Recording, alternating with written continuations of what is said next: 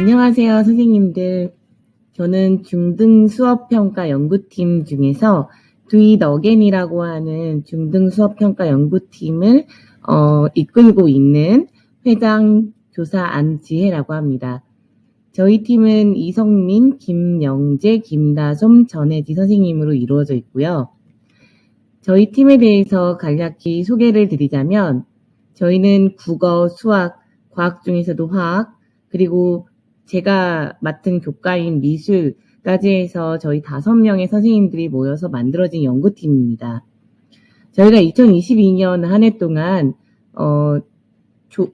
주제를 삼았던 어떤 내용은 사실 보드게임의 교육적 효과 연구와 융합형 수업 적용 사례 및 자료 개발이었습니다.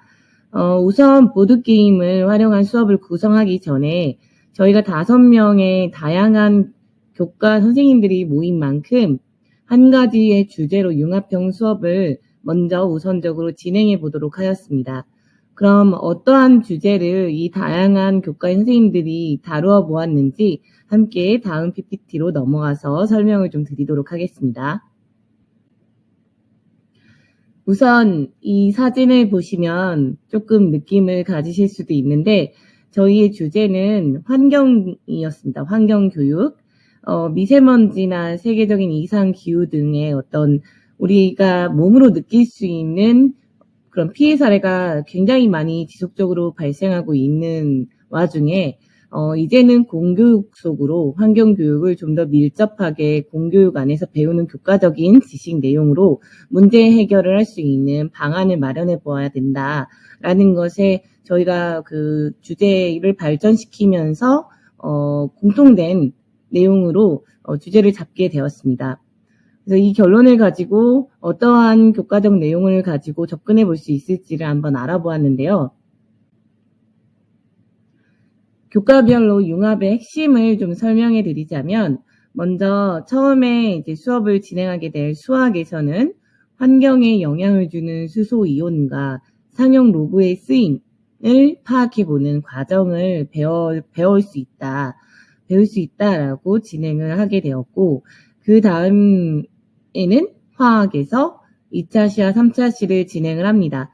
탄소 화합물 탐구를 하고 그 영향을 파악하는 과정을 배울 것이고요. 그 다음에 4차 시에서 6차 시는 국어 중에서도 독서 교과에서 환경을 주제로 한 책을 한 권 선정하고 그 독서 활동을 통해서 학생들이 굉장히 그 환경이란 주제에 대해서 더 깊이 있게 탐구할 수 있는 과정을 가져보도록 하였습니다. 그리고 마지막으로 미술에서 3차 시에 걸쳐서 환경을 보호하는 캠페인 포스터를 제작해보는 과정으로 이 전체 환경을 주제로 한 융합 수업이 이루어진다고 볼 수 있습니다. 결국 말하고자 하는 바는 환경오염의 심각성을 다양한 교과적인 지식을 통해서 탐구하면서 깨닫게 됩니다. 그리고 나서 환경을 그럼 보호하기 위해서는 우리 학생들은 어떻게 실천할 수 있고 이 실천 방안을 다른 사람들에게 어떻게 영향을 끼칠 수 있는 방안으로 구상할 수 있는가 이거에 대해서 알아보는 과정이라고 보실 수 있겠습니다. 먼저 1차 시 수학 수업에 대해서 제가 간략하게 설명을 좀 드리도록 하겠습니다. 저희가 다양한 교과가 모여 있어서 다양한 그 교과적 내용에 대해서 탐구하고 이야기를 많이 하였지만 저는 미술 교과 전공이기 때문에 아무래도 이 다른 교과에 대한 아주 깊이 있는 내용까지는 설명을 드리지 못할 수도 있을 것 같아요. 그렇지만 저희가 전체 차시가 어떻게 이루어져 있고 이 전체 흐름 안에서 아이들이 배워야 되는 핵심적인 내용은 무엇인지에 대해서는 중점적으로 그런 것들에 대한 내용을 중점적으로 소개를 좀 드리도록 하겠습니다. 수학 1차 시에서는 수학 1 상용 로그의 활용이라고 하는 교과적 내용을 가지고 환경과 연결했다고 보시면 되겠습니다. 그래서 이 1차 시 수업에서 진행되고 있을 수업 안에서의 성취 기준과 수업 목표, 진행의 과정을 간략한 표로 표현해 보았습니다. 일단 상용 로그를 이해하고 활용하는 것이 성취 기준으로 나와 있고요. 수업 목표는 이렇게 추상적이라고 생각할 수도 있을 수학적인 어떤 상용 로그가 실생활과 관련이 있음을 아이들이 이해를 하고 어떻게 사용되는지를 알 수 있다는 것이죠. 진행 과정은 이 내용에서 보셨을 때 활용하여서 어떠한 그 실제로 척도로 바꾸는 사례를 통해서 실생활에 대한 관련성을 실제로 깨닫고 그리고 지구온난화에 관련된 수소이온 이야기를 들려주면서 수업을 마무리한다라고 나와 있습니다. 결국에는 여러 가지 앞서서 있을 다양한 사례에 대해서 배우고 나서 그리고 환경과 관련된 사례까지 연결된다고 이해하시면 되겠습니다. 그래서 구체적으로 도입 전개 마무리에 대한 어떤 수업 단계를 보여드리고 있습니다. 학생 활동으로 구체적으로 나와 있고요. 전개 과정은 사실은 교과서나 여러 가지 내용들로 설명하는 예시가 있다라고 하더라고요. 그 내용 안에서도 조금 처음에는 절대 등급과 겉보기 등급이라고 해서 별에 관련된 내용을 다루고 있고 두 번째는 지진 에너지에 대한 내용을 다뤘으며 마지막에는 pH와 수소 이온 농도에 대해서 다뤄진다라고 말씀드릴 수 있습니다. 활용될 수 있는 수업에 활용될 수 있는 활동지를 지금 보여드리고 있는데요. 총 3장으로 이루어져 있고 좀 더 크게 확대해서 보시면은 별의 절대 등급과 겉보기 등급이라고 해서 별의 밝기를 나타내는 방법이라고 해서 구체적으로 공식들이 나와 있고 설명이 되어 있습니다. 두 번째로 지진 에너지라고 말씀드렸죠. 구체적인 예시를 통해서 학생들은 추상적인 내용에 대해서 더 가깝게 그리고 더 실용적으로 받아들일 수 있는 상황이라고 볼 수 있습니다. 마지막으로 산성비 그리고 pH, 산성비와 관련된 pH 지수 그리고 수소 이온 농도에 대해서 산성비와 증류수 비눗물이라고 해서 3가지의 어떤 물질에 대해서 탐구하고 계산해보는 과정입니다. 구체적으로 어떠한 내용들이고 어떠한 특징이 있는지에 대한 글을 통해서 이 내용을 앞에서 정확하게 깊이 있게 이해 못한 내용도 이렇게 한번 정리해보는 내용이라고 볼 수 있습니다. 그 다음으로는 이제 2차 시와 3차 시는 화학 수업입니다. 2차 시에는 탄소화합물 사례를 조사하고 포스터를 제작할 겁니다. 그 이후에 나올 미술 포스터 캠페인과는 조금 다르고 이 화학 수업 안에서의 어떤 아웃풋, 결과물이라고 생각하시면 될 것 같고 이 결과물이 이어져서 3차 시에는 탄소화합물 빙고 게임을 준비하게 됩니다. 자, 마찬가지로 성취기준 수업 목표 진행 과정을 확인해 보실 수가 있고요. 먼저 탄소화합물 사례를 조사하는 과정을 거쳐서 그 이후에 포스터를 제작하게 됩니다. 1차 시에는 학생들이 탄소화합물이 무엇인지 먼저 학습하고 일상생활에서 사용하고 있는 대표적인 탄소화합물은 무엇인지를 알게 됩니다. 또한 긍정적인 영향을 주는 탄소화합물 사례와 부정적인 영향을 주는 탄소화합물 사례도 서로 비교하면서 조사할 수가 있습니다. 이 내용을 진행하실 때 참고하실 수 있는 유의사항이 적혀 있고요. 그리고 2차 시에는 학생들이 조사했던 탄소화합물의 사례를 공유하게 되고 이 공유한 내용을 바탕으로 해서 빙고 게임을 같이 하면서 좀 더 깊이 인식할 수 있게 만듭니다. 자, 이어서 2차 시 수업에 대해서 말씀드리자면 앞서서 있었던 화학의 유용성에 대한 내용을 상기시키면서 교사는 수업을 몰입하게 만듭니다. 그리고 나서 학생들이 동기가 생겼을 때 일상생활에서 사용하고 있는 탄소화합물에 대해서 구체적으로 말하는 2차 시 수업을 지금 진행하고 있는 것입니다. 조사하는 과정을 통해 긍정적인 영향과 부정적인 영향을 주는 사례가 둘 다 있구나라는 것을 알게 되었고요. 포스터를 간단하게 제작하여서 잘못된 내용이 없는지 기록을 통해서 비교할 수 있습니다. 학습지를 확인을 해보면 탄소화합물이란이라고 해서 정의를 내리고 조사한 내용을 적을 수 있는 칸이 있고요. 일상생활에서 유용하게 활용되는 사례를 구조와 특징을 기록하고 학습하는 과정을 나타내었습니다. 일상생활에 긍정적인 것과 부정적인 영향을 줄 수 있는 탄소화합물이 각각 있음을 또 배울 수 있고 각각의 구조와 특징도 기록할 수 있습니다. 이 앞서서 배웠던 내용들을 바탕으로 해서 빙고 게임을 통해 한 번 더 상기시킬 수 있는데요. 이거는 전체로 봤을 때 3차 시수업에 해당합니다. 일단 먼저 2차 시수업 때 만들었던 탄소화합물 포스터에 대한 내용을 떠올리게 하면서 학습 동기를 끌어내고요. 두 팀으로 나눠서 빙고판을 작성하게 됩니다. 빙고판을 작성한 후에 빙고 게임을 진행하게 될 텐데요. 15분 동안 두 번에 걸쳐서 진행됩니다. 구체적인 빙고의 게임의 과정은 이렇게 전개 부분에 잘 나와 있습니다.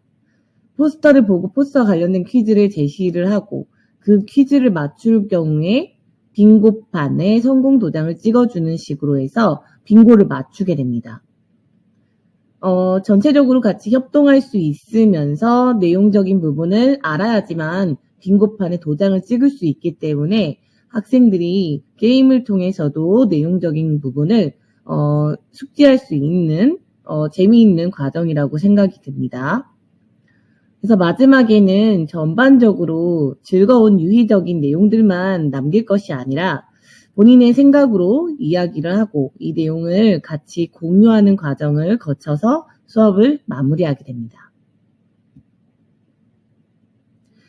자, 국어 중에서도 독서라는 과목이 있습니다. 독서라는 과목이 있는데 이 과목을 통해 4차 시와 6차 시를 진행하게 됩니다.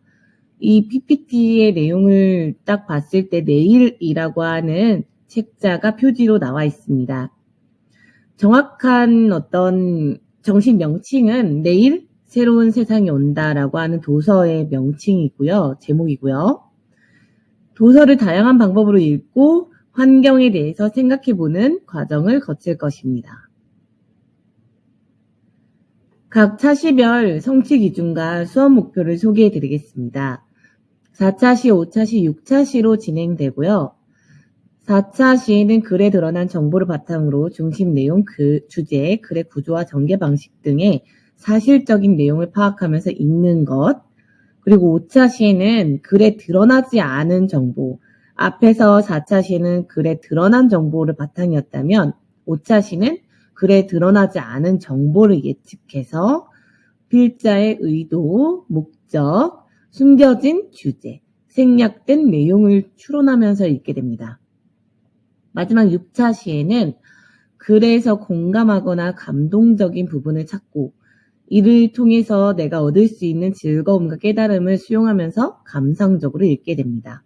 읽는 방식이 3가지의 차시가 다 다르다고 이해하시면 되겠습니다.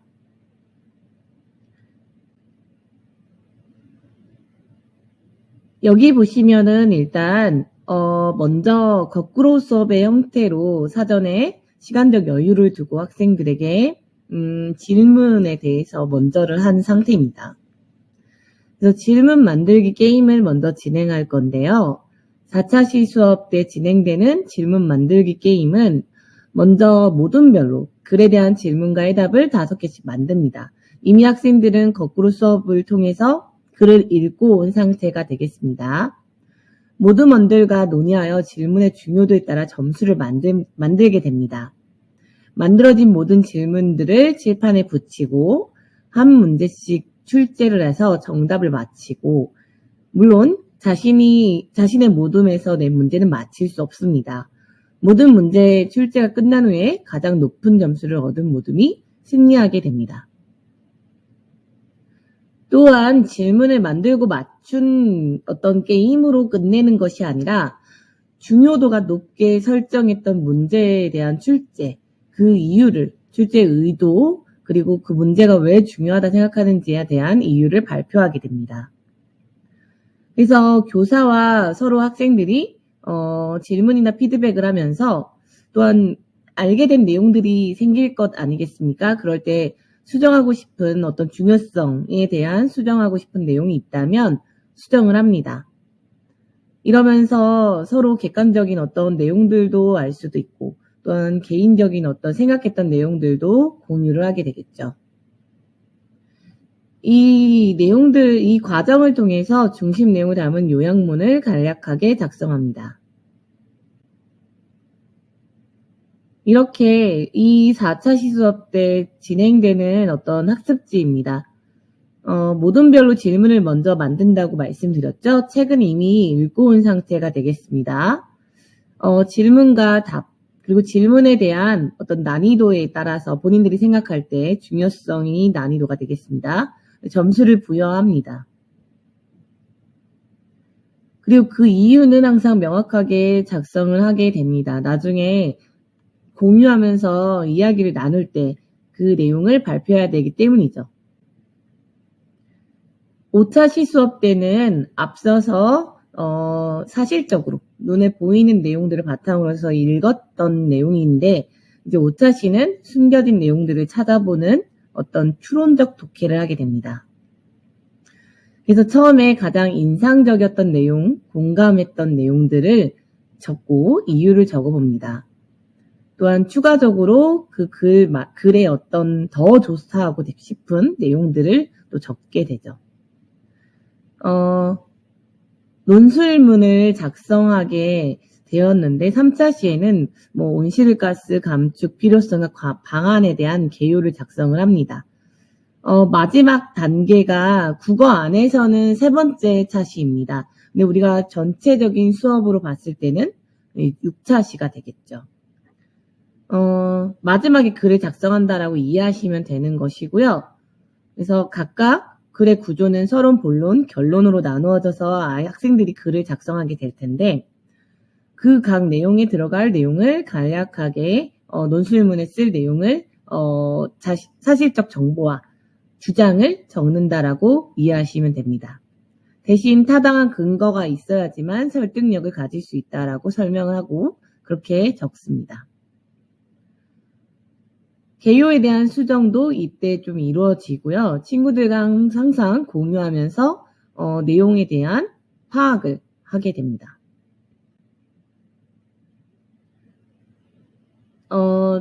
내용 중에 인상적이었던 내용을 이 5차 시의 내용 안에서 수업 안에서 요약해서 정리해보는 활동지입니다. 왜 이유를 적어야겠죠. 왜 인상적이었는지 이유를 정리를 하게 됩니다. 소개를 해줄 수 있는지, 왜 소개하고 싶은지, 그 내용이 가장 인상적이었기 때문에 소개까지 하고 싶은 것이겠죠. 그 내용을 적는 것이고요. 마지막에 의문점이 있거나 아니면은 추가적으로 글에는 바로 나와 있지 않지만 내가 알아보고 싶은 내용이 있다면 그것 또한 정리를 해보는 것입니다. 그렇게 해서 온실가스 감축의 필요성과 방안이라고 하는 글을 작성하게 될 테죠. 논술문입니다. 그래서 개요에 대한 간략한 내용을 정리해 볼 텐데요. 학생들이 먼저 브레인스토밍을 해서 주제와 관련지어서 생각나는 단어나 문장을 자유롭게 작성해 봅니다. 또한 자료를 탐색해서 내용에 대한 보완을 해야 될 텐데 주제와 관련된 내용에 대해서 어떠한 자료를 찾을지 메모를 해보는 것입니다. 그래서 서론, 본론, 결론의 세 가지 단계에 맞춰서 개요를 작성을 해봅니다. 사실적 정보를 바탕으로 해서 주장과 근거를 더한 개요를 작성하게 되겠죠. 그래서 마지막에는 창의적인 독해라고 주제가 나와 있는데 6차 시 수업을 소개해 드리겠습니다. 앞서서 이제 개요를 작성을 했기 때문에 객관적인 자료를 참고해서 조사한 후에 풍부한 자료를 바탕으로 해서 구체적인 내용을 이해할 수 있겠죠. 그리고 그 개요를 바탕으로 자신의 글을 적고 타당한 근거를 통해 설득력을 높이게 됩니다. 또한 친구들과 함께 통일성을 가지고 있는지 확인을 하고 글의 전체적인 내용을 해치고 있는 내용은 없는지를 또한 점검을 하게 됩니다. 그래서 전체적으로 논술문을 작성하게 되겠습니다. 앞서서 이렇게 독서 과정을 또 통해서 자신이 실제로 자료에 대한 충분한 탐색을 통해서 또 개요를 작성하고 그리고 그 내용에 대한 자신만의 글을 또한 작성을 했습니다. 이 과정을 통해 충분히 환경에 대한 내용을 학생들은 인지할 수 있게 되었습니다. 그리고 이제 글로도 표현해 보았기 때문에 이거를 그림으로도 혹은 이미지로도 표현하는 과정을 가지게 됩니다. 이 과정을 가장 잘 표현할 수 있는 것 중에 하나는 환경 캠페인 포스터가 되겠습니다. 그래서 7차 시에서 9차 시는 환경을 주제로 한 포스터를 직접 제작해서 캠페인을 해보는 능동적인 과정이 되겠습니다. 7, 8, 9차 시를 성취 기준에 대해서 간략히 말씀을 드리고자 하면 처음에는 발상 과정을 통해 주제에 대해서 탐색합니다. 앞서서 독서 과정에서 있었던 주제를 연결해 볼 수도 있고 아니면 환경이라고 하는 대주제 안에서 좀 더 구체적인 주제를 탐색할 수도 있습니다. 8차 시 같은 경우에는 시각적으로 이걸 표현해야 되기 때문에 여러 가지 자료를 조사하거나 아니면 그런 내용들을 이미지로 더 발전시키기 위한 내용들을 표현해 봅니다. 그러면은 작은 스케치에서 이것들 안에서 또 한 가지를 선택해서 확정된 내용의 큰 스케치를 진행해 보고 채색까지 이어질 수 있다면 좋겠죠. 9차 시에는 앞서서 내용이 진행된 내용을 완성해 보고 그 완성된 이미지와 제시하는 문구, 포스터의 문구가 잘 어울리는지 점검해 보는 과정을 가지게 됩니다. 먼저 최종적으로 마무리를 하는 과정이 미술 제작 과정이기 때문에 앞서서 수학, 과학, 국어, 독서 시간에 환경에 대해 학습한 내용을 각각 연장선에 있는 상태로 떠올려 봅니다. 환경에 대해서 어떠한 문제점을 느꼈는지 문제의식에 대해서 자유롭게 이해를 하고 그 안에서 발상까지 이어지도록 연계합니다. 또한 환경 캠페인의 포스터 예시를 소개할 것이고 그리고 전체적으로 어떤 내용을 진행해 볼지를 서로 같이 이야기해 봅니다. 그리고 발상을 위해서 마인드맵, 브레인스토밍 등의 발상 과정을 활용하게 됩니다. 마인드맵 같은 경우에는 아무래도 주제가 되는 환경보호, 환경오염에 대한 내용을 바탕으로 해서 떠오르는 것들에 대해서 파생시켜서 내용을 많이 풍부하게 발상을 해봅니다. 이때 앞서서 배웠던 교과적인 내용들이 굉장히 많은 도움을 줄 수 있을 거라고 생각합니다.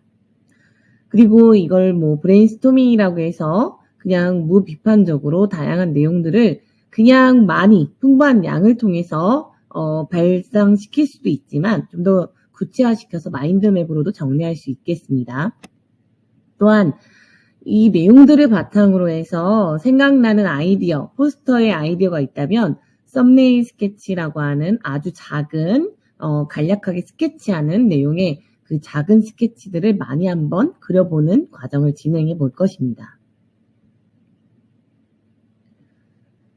썸네일 스케치가 한 많게는 적게는 5개 내지 많게는 10개 정도까지가 나온다라고 한다면 그때부터는 그 중에 내가 원하는 주제를 가장 잘 표현할 수 있는 그리고 내가 준비한 문구와 가장 잘 어울릴 수 있는 이미지를 한 가지를 선택할 겁니다.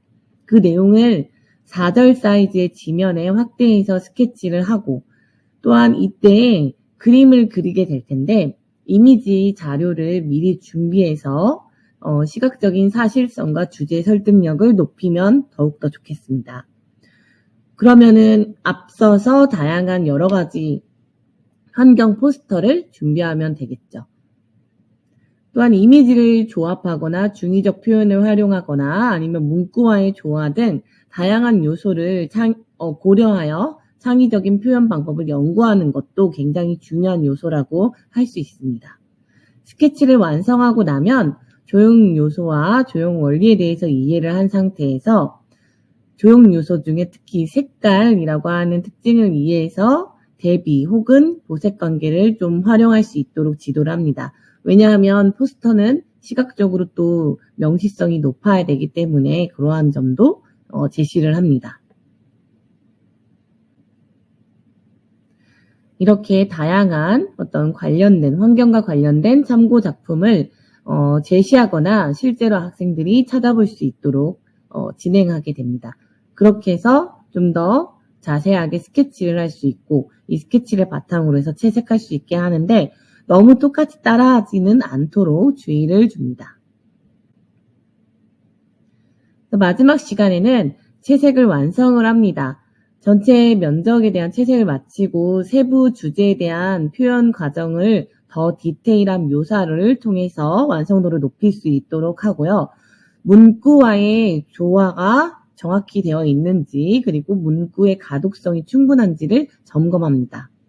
또한 전체적인 완성을 통해서 기존에 학생이 제시하고 싶었던 주제가 충분히 전달되는지 그리고 이걸 실제로 포스터를 만들어서 완성한 후에 설치한 후에 다양한 학생들이 지나다니면서 확인하고 그 내용을 보고 주제를 전달받았는지에 대해서 함께 공유하고 토론하면서 내용을 잘 제시가 됐는지 성찰할 수 있도록 합니다.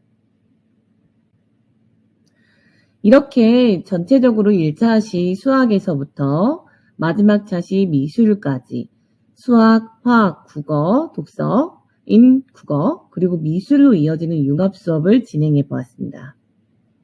이번 융합 수업에 대한 연구를 하면서 기존에 저희가 잡았던 보드게임 매체, 과연 우리가 융합해서 이 매체를 활용한 수업을 진행할 수 있을까라고 하는 부분에 대한 어떤 계기 혹은 가능성을 모색할 수 있었고 또한 여러 가지 아이디어를 함께 얻을 수 있었습니다.